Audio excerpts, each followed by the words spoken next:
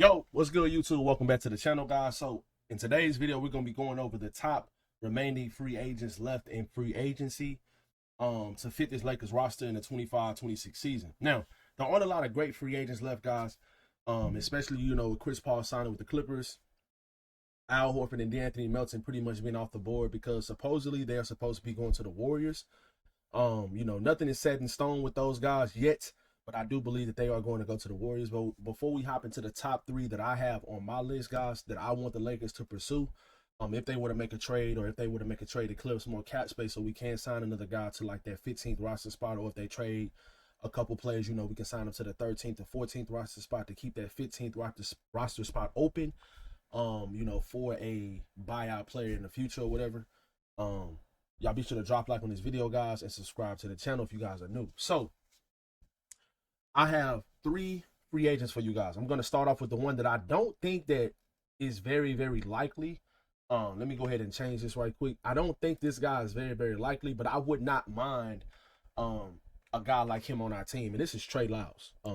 Anytime you can get size on your team, size and shooting or anything like that, Trey Lyles he's only 29 years old, so he's still in the prime of his career. He's not too old, he's getting up there or whatever, but he still can be the 9th, maybe 10th player on your rotation in the regular season, helping you try to win regular season games because of his skill set that fits a lot of NBA teams.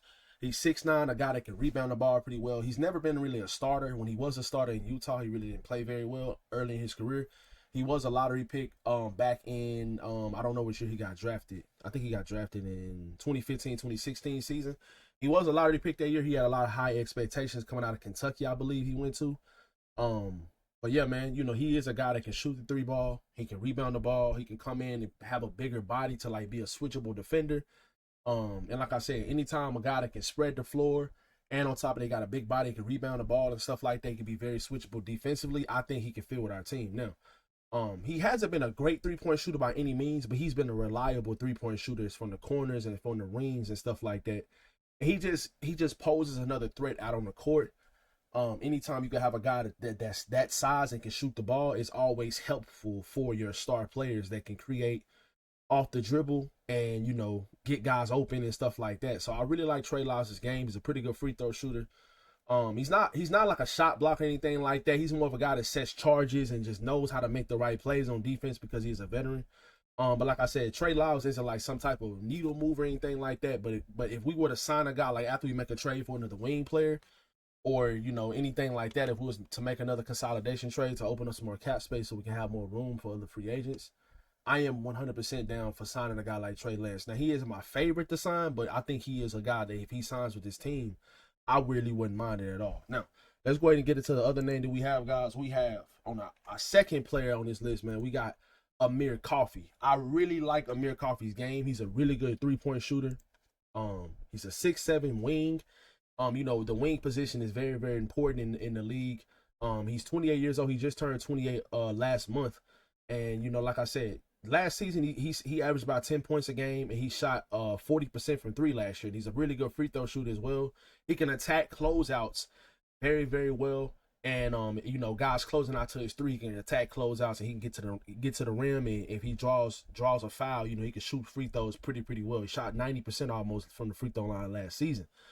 He had his best year in the league last year with the Los Angeles Clippers. He played 72 games as well, so he's always available. Now, there might be games that he doesn't play a lot, but his skill set is a skill set in the NBA that is very, very needed. He's a bigger wing player that's not a bad defender either. He can defend the ball. Anytime you're in Ty Lue's rotation, guys, it's whether you're going to be able to shoot the three or you're going to be able to play defense or you're going to be able to do both. If you can't do both of those, you're not going to be in Ty Lue's rotation. I love Ty Lue as a coach, and Amir Coffey was in his rotation last season. The Clippers had a pretty deep roster as well. Even after they traded for Bogdanovich and, they got Ben Simmons, who's a really good defender. He got a big body. He's not a great offensive player at all, but, Ben Simmons is a good defender. He was in their rotation in the playoffs. Ben Simmons was, but Amir Coffey was in their rotation pretty much the entire season.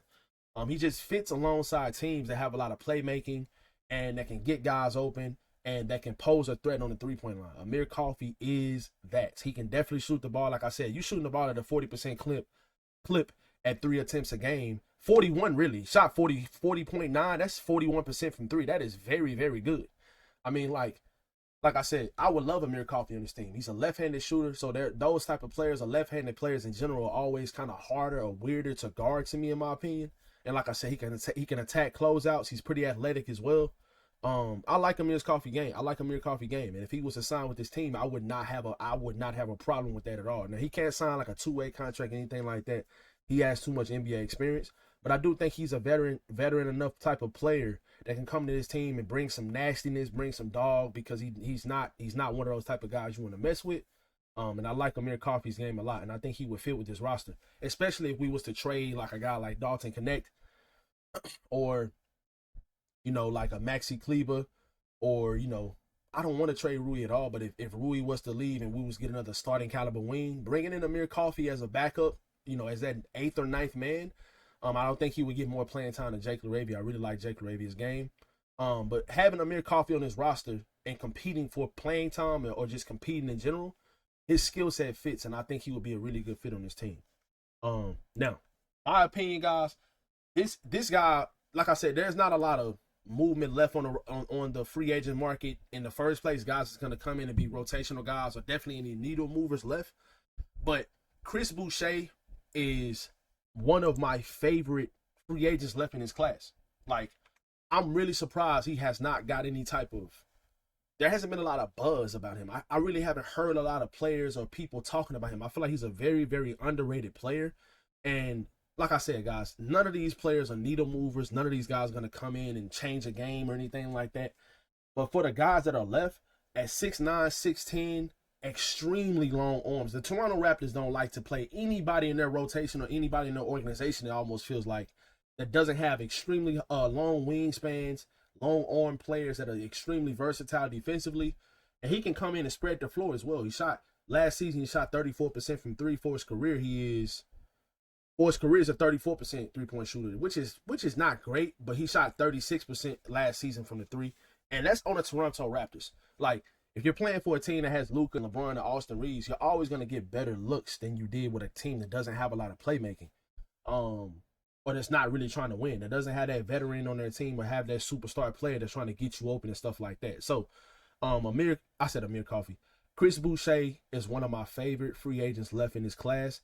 And his field goal percentage is good. He shoots a high percentage. He shoots a high attempt from the 3-point line. He can spread the floor. I believe the Lakers were interested in trading for him last season as well at the deadline. So I can definitely see the Lakers targeting him as a free agent, especially if they were to make a consolidation trade or as a 14 guy on the roster, and try to basically, fight for minutes next season. Especially if we were to trade a guy like Maxi Kleber, who I do think Maxi Kleber is better than Chris Boucher. I think because of the strength and the size, I think he's better than, because Chris Boucher is not a big guy at all. He's only like 200 pounds, but he's 6'9". He has long arms, and he's extremely versatile defensively. He can switch out to some guards. He definitely can guard some wing players, and he can switch on to some bigs as well if you're trying to like trap or try to get in the passing lanes and get steals and stuff like that. I've liked Chris Boucher for years now, and I feel like if he played for a better team, he would definitely be able to contribute. He's played 50 games the last couple seasons. Before that, he played 76 and he played 80 games the seasons before that. Now, in my opinion, like I always say, guys, when veteran players play with bad teams that are trying to rebuild and trying to play younger players or trying not to win, they're not going to play as much in general. So, like, he hasn't had any major injuries the last couple years, and he's played 50 games the last couple seasons, and he hasn't had any major injuries, so I'm not really worried about that too much. I do think if he came to a team where he actually is trying to win, I think that the games played situation wouldn't be a factor at all. But yeah, guys, Chris Boucher is, in my opinion, one of the more underrated players in this year's free agency. I thought a lot more teams would be interested in him as a veteran, that's 6'9", that can spread the floor and shoot the three, extremely versatile defensively. I thought a lot of teams would try to target him and have him as a target, for early in free agency. But it looks like, he's probably going to be trying to wait to see what some teams do, like Golden State, or some of these other teams. But if the Lakers were interested in him, if we was to make a consolidation trade and open up more cap space, I would 100% be down to sign Chris Boucher. I would love that signing.